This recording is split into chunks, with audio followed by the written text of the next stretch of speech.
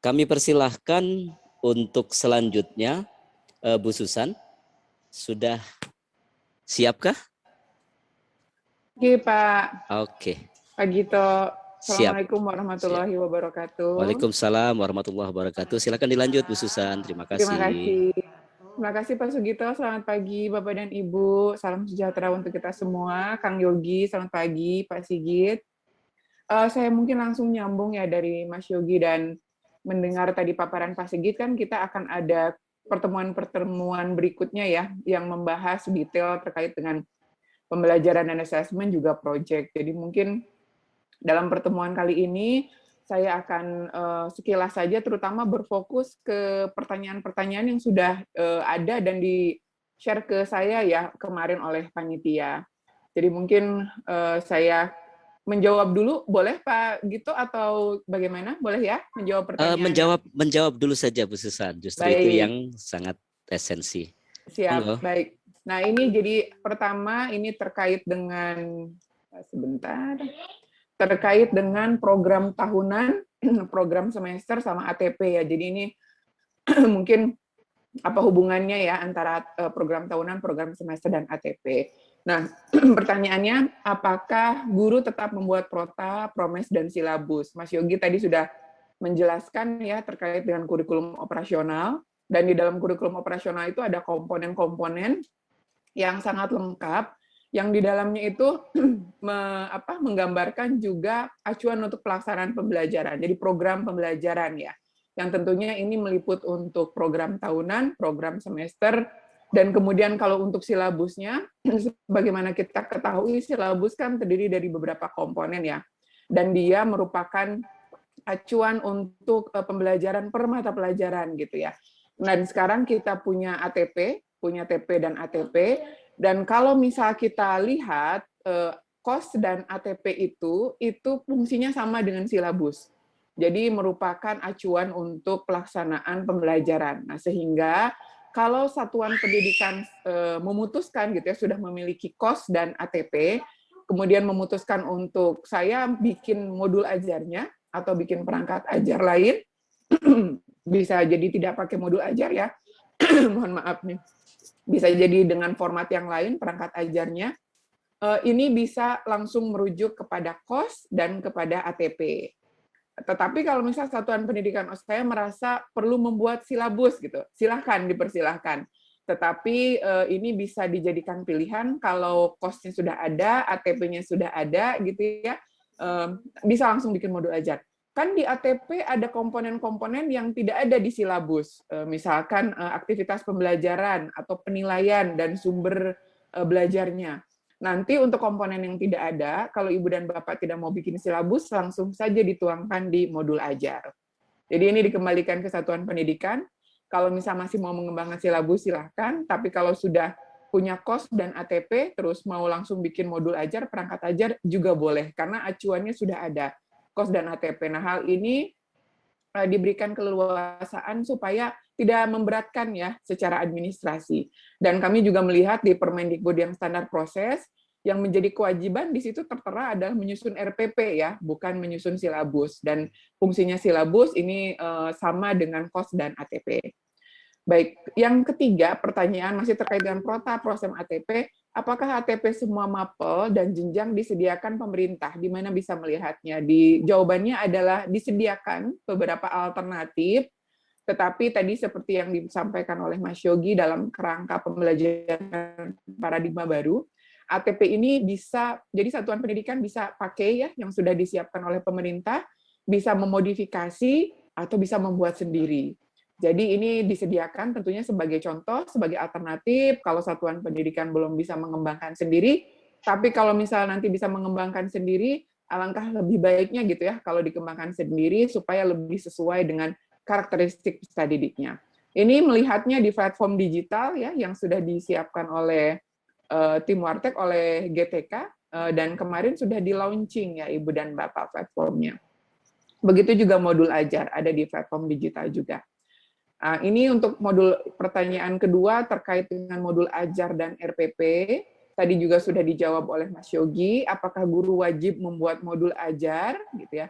Nah, modul ajar ini kalau misal kita di kurikulum 2013, ini sebadannya dengan RPP. Nah, modul ajar ini memang fungsinya sebagai perangkat ajar ya, gitu. Kalau RPP mungkin perlu lebih didetailkan sampai dia menjadi perangkat ajar. Makanya kalau modul ajar yang dikembangkan oleh pemerintah, itu kita sebutnya RPP Plus, karena dia komponennya lebih lengkap. Tetapi ketika nanti satuan pendidikan mau bikin modul ajar, itu komponennya nggak perlu sama dengan yang dikembangkan oleh pemerintah. Kenapa yang dikembangkan oleh pemerintah itu modul komponennya sangat lengkap? Karena itu menjadi contoh, menjadi acuan gitu ya, menjadi inspirasi untuk semua sekolah di Indonesia yang mungkin kebutuhannya itu berbeda. Dia ada yang kebutuhannya itu perlu informasi terkait dengan pembelajaran untuk anak yang berpencapaian tinggi. Dia perlu modul ajarnya itu yang memuat tentang asesmen formatif. Dia perlu gitu ya, ada sebagian yang memerlukan modul ajarnya yang memberikan rekomendasi kegiatan remedial dan pengayaannya seperti apa. Maka untuk mengakomodir kebutuhan-kebutuhan itu, maka modul ajar yang dikembangkan oleh Kemdikbud sangat lengkap komponennya. Tetapi ketika Ibu dan Bapak di satuan pendidikan nanti ya mendampingi para komite pembelajar, kalau mereka mau bikin modul ajar gitu, silakan komponennya disesuaikan dengan kebutuhan dan karakteristik peserta didik gitu. Tetapi tentunya ada yang umum gitu ya, komponen yang umumnya ada di modul ajar. Nanti mungkin bisa saya paparkan komponen umumnya apa, tetapi nanti komponennya dan formatnya gitu ya, yang kalau mau mengembangkan sendiri diberikan keleluasaan kepada satuan pendidikan. Yaitu menjawab dua hal ya, guru wajib membuat modul ajar gitu.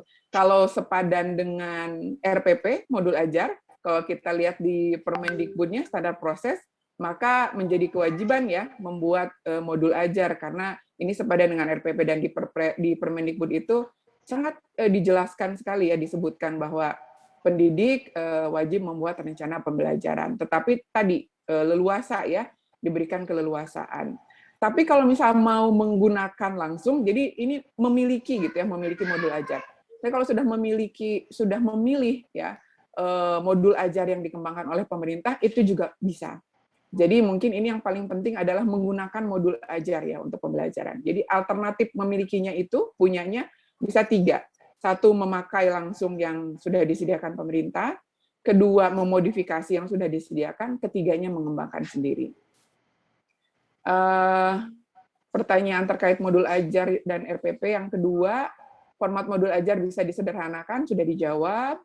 Kemudian apa keterkaitan antara modul ajar dan RPP juga sudah dijawab tadi ya. Apakah harus membuat keduanya? Ya, ini silahkan dikembalikan ke satuan pendidikan gitu ya. Mau pakai yang mana? Mau pakai modul ajar atau mau pakai RPP? Kalau mau pakai format RPP, yang penting acuannya adalah CP dan profil pelajar Pancasila gitu Ibu dan Bapak.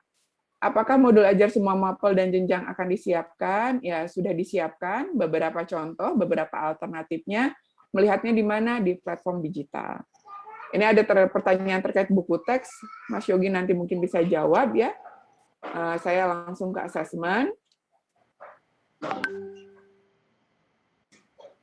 Asesmennya, pertanyaan pertama, pertanyaannya adalah, apakah asesmen sumatif akan dilakukan dengan ulangan bersama seperti PTS atau PAS, dengan soal yang sama tanpa melihat karakteristik dan tingkat ketercapaian siswa?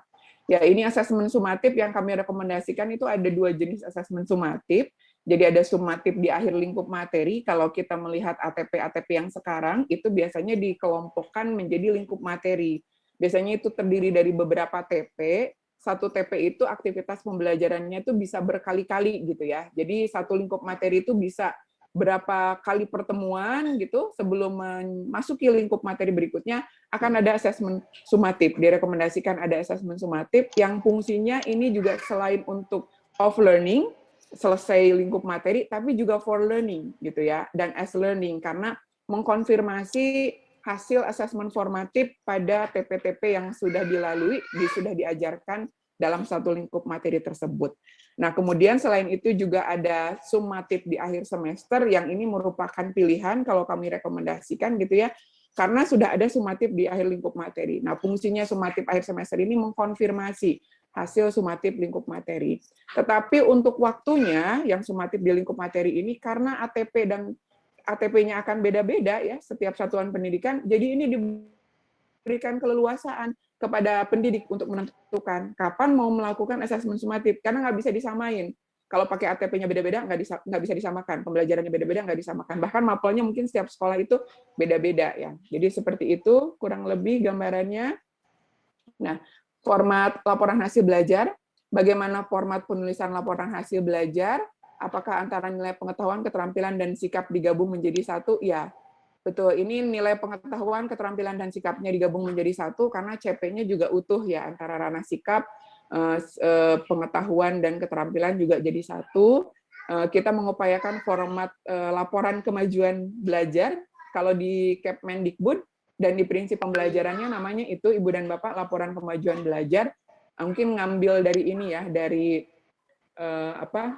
learning progression mungkin ya. Jadi dari situ laporan kemajuan belajar kami upayakan formatnya sederhana. Nah, dengan pengolahan juga yang leluasa gitu ya.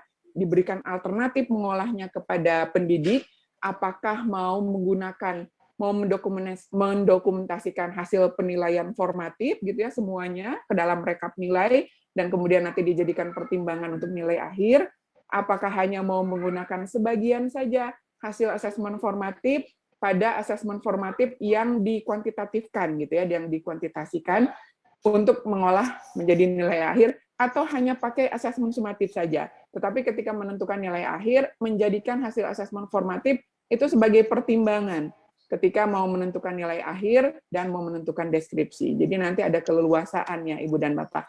Tapi formatnya akan sederhana, jadi hanya berupa mapel dan nilai capaian akhir serta deskripsinya saja. Dan nilainya itu sudah mengcover pengetahuan, keterampilan, dan sikap. Baik, nah itu pertanyaan yang di dalam folder yang saya terima, Pak Gito. Kalau di question and Q&A itu banyak sekali ya, nah, mungkin nggak bisa saya jawab satu-satu. Saya boleh izin sedikit saja mungkin paparannya, Pak Gito ya? Ya, mohon maaf sebelum ke paparan Bu Susan, bisa dilanjutkan dengan kenaikan kelas karena ini juga banyak. Baik, ya. Baik. Langsung kalau gitu ke kenaikan kelas ya, ke asesmen. Kayaknya kalau untuk modul ajar teman-teman sudah sudah pada paham ya, sudah berkali-kali dan sudah dilatihkan. Saya lihat dulu sebentar mana ini. Oke.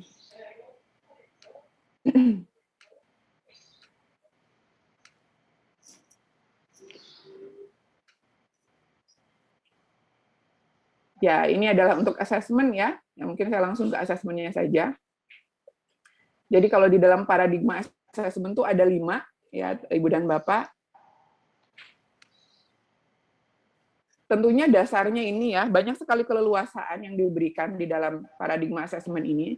Yang menjadi dasarnya adalah ini ya, prinsip asesmen. Jadi apa yang perlu diperhatikan gitu ya, ada 5 prinsip asesmen itu ya, merupakan bagian terpadu gitu ya. Ini kami sudah mencoba menjabarkan kalau mau mau melaksanakan prinsip ini, kayak gimana hal-hal yang harus diperhatikan dan hal-hal yang perlu dihindari. Mungkin ketika nanti Ibu dan Bapak baca ini, sudah bisa terbayang kayak gimana pelaksanaan asesmen yang akan dilakukan. Saya tidak bahas detail ya, nanti kita bisa bahas itu di pertemuan berikutnya terkait dengan asesmen. Fokus ke sini saja, mungkin ke paradigma asesmen. Di sini ya, ada keleluasaan dalam menentukan teknik dan instrumen, menentukan waktu pelaksanaan asesmen, jadi formatifnya bisa kapan saja, sumatifnya bisa kapan saja gitu ya, dan yang tetap mungkin hanya sumatif di akhir semester, karena itu waktunya sudah terini gitu ya. Tetapi mengenai kompetensinya, TP-nya yang akan diujikan, itu tergantung dari satuan pendidikan gitu ya, dan pendidik, karena akan beda-beda. Kemudian ini keterpaduan yang tadi ya, 3 ranah itu gabung semua. Nah, ini keleluasaan mengolah hasil asesmen, jadi diberikan keleluasaan. Kenapa diberikan keleluasaan? Karena tadi ATP-nya beda, karakteristik TP-nya beda, pembelajarannya juga beda. Dan kemudian mungkin guru ada yang membutuhkan data banyak gitu ya untuk menentukan nilai akhir. Ada juga yang dengan hasil sumatif karena formatifnya berjalan bagus, dokumentasi portofolionya bagus gitu ya, dia tidak memerlukan data begitu banyak. Jadi pakai sumatif tapi mempertimbangkan hasil formatif. Jadi ada keleluasaan di sini. Nah, ini yang menentukan kenaikan kelas. Jadi Pak Gito pertanyaannya, ini kewenangannya dikembalikan ke Satuan Pendidikan menentukan kenaikan kelas. Jadi ada kriteria kenaikan kelas gitu, dan ini adalah pertimbangannya. Laporan kemajuan belajar, laporan pencapaian proyek, karena nanti akan ada 2 rapot ya, laporan intra yaitu kemajuan belajar, laporan pencapaian proyek untuk kegiatan proyek, portofolio hasil pembelajaran ya, supaya prosesnya itu kita pertimbangkan gitu. Kemudian kegiatan ekskul dan juga tingkat kehadiran. Ini banyak yang tanya, kan harusnya sikap masuk gitu ya. Ini semua sebetulnya di laporan kemajuan belajar dan laporan pencapaian sebetulnya sudah terpotret gitu ya, dan mungkin di portofolio, karena biasanya kalau kita lihat di modul-modul ajar, para pengembang modul ajar itu membuat formatifnya itu ada lembar refleksi ya, dan di situ itu bisa kelihatan gitu ya, non-kognitif, aspek non-kognitif yang mau diukur. Nah, sebetulnya ini dengan 3 ini, kemajuan belajar, pencapaian, dan portofolio, ini sudah terpotret ya sikap tersebut. Mungkin itu ya Pak. Nah, ini adalah contoh-contohnya ya gitu. Ini adalah tadi asesmen diagnostik, formatif dan sumatif gitu ya. Diagnostik di sini bukan artinya kita membuat jenis asesmen yang baru ya.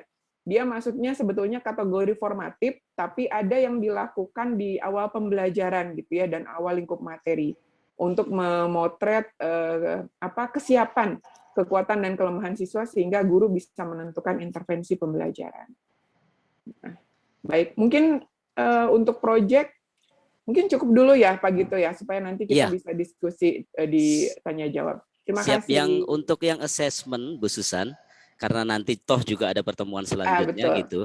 Tapi yang agak banyak juga muncul di pertanyaan yang Q&A maupun di kemarin yang sudah di folder, itu adalah tentang pelaksanaan proyek. Oh, baik. Ya, pelaksanaan proyek profil pelajar Pancasila itu gambaran utuhnya seperti apa, itu yang nampaknya mesti dijelaskan. Dari mulai pengambilan JP dari mata pelajaran lain yang dikumpulkan, diorganize menjadi satu, dan kemudian bagaimana kalau, kan ada penjelasan, ini merupakan inisiatif dari peserta didik, guru sebagai fasilitator. Itu bagaimana nanti kalau diterapkan di SD? Itu juga banyak sekali yang menanyakan. Monggo Bu Susan. Baik. Nah, ini kayaknya kalau membahas itu nanti kita akan ada sesi tersendiri juga ya Pak ya, tentang proyek, kalau nggak salah tadi Pak Sigit menyebutkan. Saya boleh memberikan gambaran umumnya dulu saja mungkin ya Pak ya? Ya, highlight-nya saja Ibu. Baik, siap. Nah, ini adalah proyek ya. Tadi Mas Yogi sudah menyampaikan, kalau soal hitung-hitungan, nanti bagian Mas Yogi ya, hitung-hitungannya ya, Pak, gitu. Yang menghitung-hitung bagian Mas Yogi nih, yang struktur kurikulum. Saya yang bagian yang ini aja, yang apa ya, kalau mau dibilang gampang nanti ini, nggak gampang juga. Yang lainnya gitu ya, terkait dengan modulnya. Jadi ini ya, proyek itu, jadi di dalam pembelajaran paradigma baru, profil pelajar Pancasila itu kan dicapainya lewat 4 ya. Intra, proyek, ekskul, dan budaya sekolah. Nah, ini banyak sekali juga yang bertanya, ekskulnya tuh kayak gimana gitu ya, dan budaya sekolahnya kayak gimana. Tapi kita, mungkin Ibu dan Bapak sudah paham ya dari beberapa kali penjelasan bahwa semuanya itu sebetulnya sama pentingnya gitu ya. Hanya kenapa proyek dan intra itu masuk ke struktur, karena struktur kurikulumnya memang bisa menjadi dasar ya untuk pengembangan intra dan proyek. Nah, bedanya dengan intra, proyek ini acuannya bukan CP, acuannya adalah profil pelajar Pancasila. Jadi ketika kita mau melakukan aktivitas proyek, kita tidak melihat mapel, tapi kita melihat profil apa, dimensi apa, elemen apa yang mau dicapai di dalam proyek tersebut gitu, seperti itu. Tetapi bukan berarti ini lepas dari mata pelajaran. Tentu pasti masih akan terkait, karena peserta didik gitu ya melakukan kegiatan proyek ini tentunya menggunakan pengetahuan, menggunakan keterampilan yang sudah dia miliki, dia sudah pelajari di intra. Jadi ketika mau melakukan kegiatan proyek, hendaknya tahapan pertama yang dilakukan oleh, sebentar ya, di rumah ada yang masak sambal, jadinya masuk ke ini.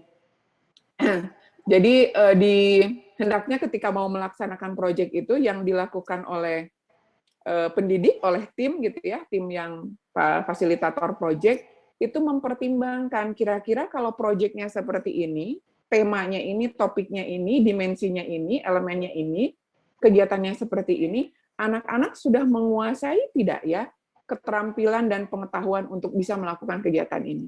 Begitu, Ibu dan Bapak. Jadi asesmen diagnostiknya di project itu gitu ya. Kira-kira dia sudah siap belum untuk mengikuti kegiatan di dalam proyek, sudah punya belum kompetensi modalnya untuk melakukan proyek ini gitu, seperti itu. Nah, sehingga tetapi ketika nanti di dalam pelaksanaannya itu tidak ke mapel tersebut, tetapi ke profil pelajar Pancasila. Pertama adalah itu ya, jadi perbedaannya gitu. Ini tapi apakah kalau sudah proyek tidak boleh melakukan project based learning di pembelajaran di intra? Masih boleh. Kalau yang project based learning di intra otomatis itu mengacunya ke CP ya. Jadi berbeda dengan yang project. Nah, ini adalah temanya, 7 tema yang tadi Kang Yogi sudah sampaikan. Ada tambahan 2 tema untuk SMK ya. Ini adalah untuk SD sampai SMA. Jadi ada gaya hidup berkelanjutan, kearifan lokal, Bhinneka Tunggal Ika, bangunlah jiwa dan raga itu untuk SMP sampai SMA, ya SMK, suara demokrasi mulai SMP sampai SMA dan atau SMK, berrekayasa dari SD sampai SMA atau SMK, kewirausahaan dari SD sampai SMA atau SMK juga. Kita bisa lihat di bawahnya itu ada contoh muatan lokal. Jadi kalau misalnya ada pertanyaan tadi di Q&A, mau pakai muatan lokalnya itu 2 gitu ya, gimana cara pengintegrasiannya? Mungkin ya di dalam kegiatan proyek ini pengintegrasian muatan lokal tuh bisa lebih kuat gitu. Karena bisa beberapa gitu. Misal tarian daerah dijadikan juga topiknya gitu ya. Budaya daerah dijadikan topiknya juga, bahasa daerah langsung dipergunakan. Jadi bisa langsung kuat diintegrasikan di sini. Kemudian kita juga bisa melihat bahwa dari tema yang umum ini ditetapkan oleh pemerintah 7 gitu ya, dan tiap tahun bisa berubah mengikuti isu-isu yang paling dibutuhkan oleh peserta didik gitu ya. Dan topiknya, namun untuk topiknya karena tema-tema ini masih umum, topiknya ini yang menentukan bisa satuan pendidikan. Jadi pemerintah daerah dan satuan pendidikan ini yang menjabarkannya ke dalam topik yang lebih spesifik. Misalkan untuk yang gaya hidup berkelanjutan gitu ya di Jakarta karena sering banjir, maka topiknya itu terkait dengan situasi banjir. Kalau di Kalimantan karena sering kebakaran hutan, maka topiknya itu dikaitkan dengan hutan sebagai paru-paru dunia. Ini jadi bisa ditentukan oleh pemerintah daerah dan satuan pendidikan. Nah, di SD itu untuk proyek minimal 2 tema per tahun. Sementara kalau untuk SMP, SMA, dan SMK, ini minimal 3 tema per tahun. Nah, sekolah menentukan tema dan mengembangkannya untuk setiap kelas atau angkatan. Tadi pertanyaan Pak Gito, mohon izin sebentar ya, saya cari dulu ini.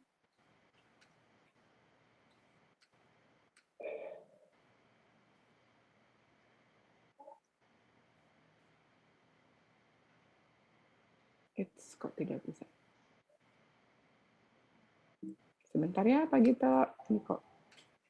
Siap ditunggu Ibu, dan Ibu masih punya waktu sekitar 10 menit untuk juga sekaligus menyampaikan tayangan yang belum sempat Ibu tayangkan tadi. Iya, ini kok saya nggak bisa ngelihat Zoom-nya ya, ketutup sama ini. Ketutup sama PowerPoint saya. Mesti close dulu berarti. Iya, betul. Oh, ininya harus di ini dulu. Iya nih. Bentar ya. Kendala teknis. Ya, sudah keluar. Jadi untuk proyek ini nanti akan ada ini ya, akan ada panduannya sendiri ya, Ibu dan Bapak. Ini lumayan tebal panduannya. Namun ini masih belum di-approve ya, belum seperti KOS gitu. Tapi ini sudah tahap akhir, jadi tinggal menunggu saja. Nah, saya mau memperlihatkan yang, dan nanti kita bisa bahas di sini ya, bahas di pertemuan berikutnya yang kita bahas proyek. Oke, saya besarkan di sini. Nah, ini Jadi yang tadi disampaikan oleh Pak Gito, pertanyaannya gimana ini dikembalikan ke satuan pendidikan, pemilihannya itu oleh peserta didik. Jadi tidak langsung ya serta-merta peserta didik diberikan gitu ya. Jadi ada tahapannya. Jadi ini pembagian sekolah, tahapan sekolah ya, kapasitas sekolah. Mungkin di tahap awal ini semua sekolah penggerak atau SMK pusat keunggulan masih di tahap awal nih. Jadi kalau tahap awal, tema pilihannya itu sekolah bisa menentukan 2 tema gitu ya untuk SD, 3 tema untuk SMP. Pemberian opsi temanya itu sekolah menelah isu yang sama untuk semua kelas. Jadi semua kelas itu sama temanya kalau untuk tahap awal. Penentuan topiknya sama juga gitu ya. Sekolah yang menentukan tema dan topik proyeknya. Jadi ini masih sekolah semua yang menyiapkan nih Pak Gito. Ketika nanti masuk ke tahap berkembang, sekolah sudah terbiasa nih dengan kegiatan proyek ini, gitu ya. Tema pilihannya masih tetap sama. 2 tema untuk SD, 3 tema untuk SMP, SMA di awal tahun ajaran. Gitu. Jadi sama ini di tahap berkembang. Tapi untuk pemberian opsi temanya, sekolah menelah isu yang sama untuk setiap 1 atau 2 kelas. Jadi mungkin akan ada topik yang berbeda, gitu ya, opsi tema yang berbeda untuk kelas yang berbeda.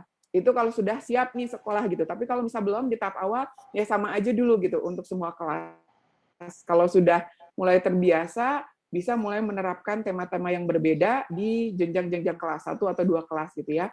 Dan untuk topiknya, sekolah bisa mempersiapkan beberapa tema dan topik proyek, tapi ini bisa dipilih oleh peserta didik. Nah, tentunya kalau misal sudah boleh dipilih oleh peserta didik, harus lebih siap sekolah dalam merencanakan. Dan ini pilihannya itu perlu diberikan di awal gitu ya, atau mungkin untuk setiap pilihan ini sekolah sudah punya dulu modul proyeknya, sehingga ketika peserta didik itu memilih, sekolah sudah punya perencanaannya. Jadi ini untuk sekolah yang masuk ke tahap berkembang. Tapi di awal, tahap awal, ya tahap awal aja dulu gitu.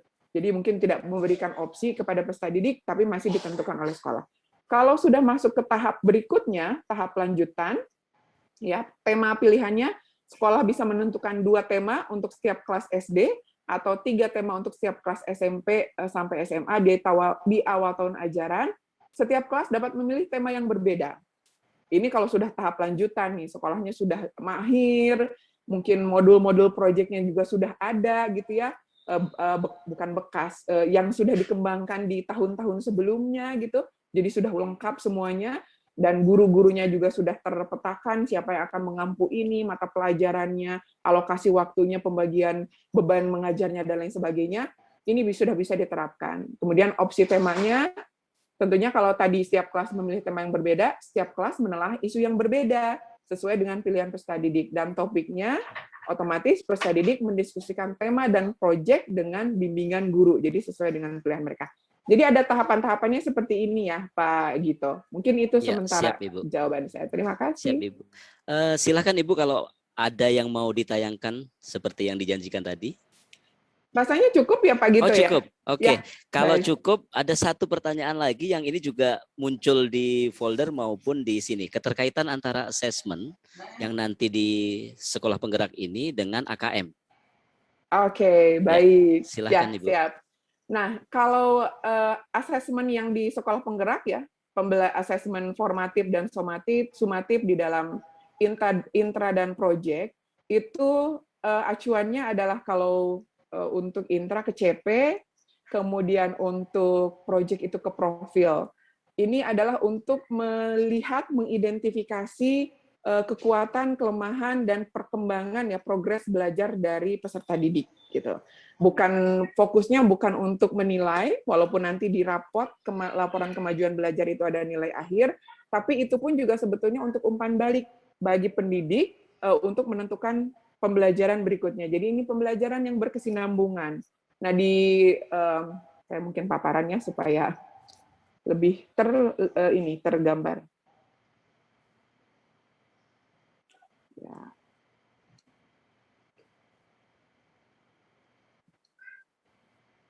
Sebentar ya.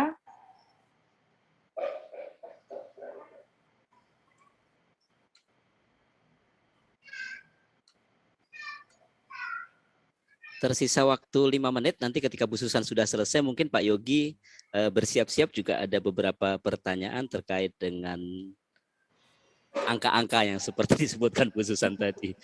Urusan hitung-hitungan urusan Pak Yogi masalahnya. Ya, betul. Urusan orang matematika.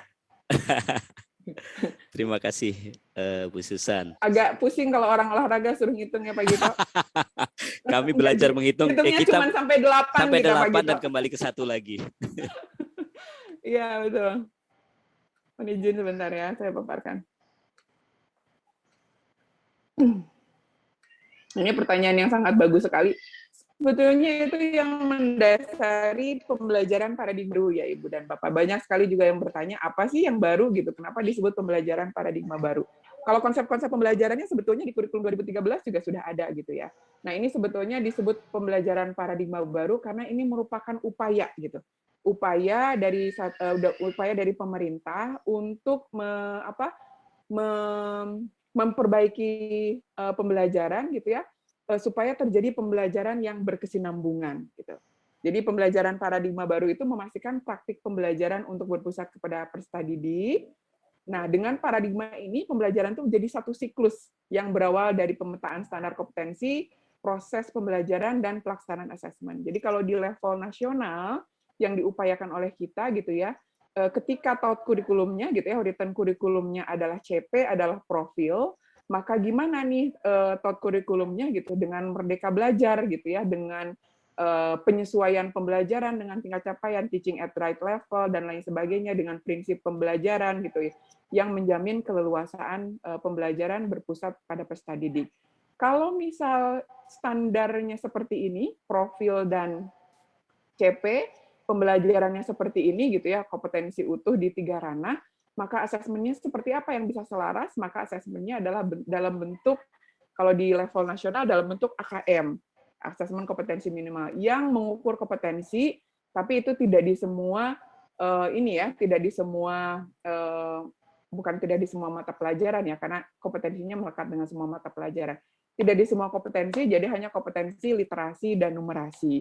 Jadi itu bisa dipetakan dari beberapa mapel. Jadi kompetensinya itu berpusat di sana. Nah, kalau yang asesmen di dalam intra tadi, yang sumatif dan formatif, dia ada di bawah sini. Jadi ini adalah tugas pemerintah menyelaraskan, gitu, dan sudah diselaraskan dalam kerangka pembelajaran. Kemudian ini di level satuan pendidikan, penyelarasan 3 komponen ini dilakukan oleh pendidik dalam modul ajarnya, dalam pembelajarannya. Gimana caranya? Dengan menyelaraskan tujuan pembelajaran dari ATP gitu ya dipilih. Kalau TP-nya seperti ini, maka proses pembelajarannya tuh harus seperti apa gitu. Tentunya proses pembelajarannya kan harus melihat kesiapan ya dan tingkat capaian peserta didik serta karakteristiknya. Maka seperti apa? Nah, proses asesmennya juga yang mengakomodir proses pembelajarannya tadi. Kalau pembelajarannya ternyata tadi ada penyesuaian terhadap proses, penyesuaian terhadap produk gitu ya. Nanti di kesempatan berikutnya akan kami jelaskan penyesuaian apa saja yang bisa dilakukan gitu ya. Penyesuaian lingkup materi. Maka nanti formatifnya itu kayak gimana, sumatifnya itu kayak gimana. Kalau ATP-nya kayak gini, maka sumatifnya kayak gimana gitu. Nah, sehingga bisa kita lihat ini adalah untuk mengidentifikasi yang di dalam intra dan sumatif ini peserta didik. Sementara kalau di AKM ini adalah untuk mengukur kompetensi, tetapi ini bukan untuk menggrade atau menilai peserta didik. Jadi ini adalah untuk memotret bagaimana proses pembelajaran terjadi di satuan pendidikan di AKM ini. Ya, sebagaimana kita ketahui kan tidak semua siswa ya di AKM ikut ya semua sekolah, tapi tidak semua siswa. Tapi kalau intra dan sumatif itu semua siswa dilakukan oleh pendidik, jadi bisa menyesuaikan betul-betul dengan pembelajaran yang dilakukan oleh satuan pendidikan. Nah, tapi tidak perlu khawatir kalau ini ATP-nya beda-beda gitu. Ini materinya beda-beda, oleh sebab itu kita asesmen di level nasionalnya itu adalah AKM berbasis kompetensi. Jadi kalaupun materinya berbeda, ATP-nya berbeda, kompetensi yang diukur. Jadi tetap bisa memotret pembelajaran yang dilakukan yang berbeda-beda ini di satuan pendidikan. Begitu Pak Sugito, terima kasih. Oke.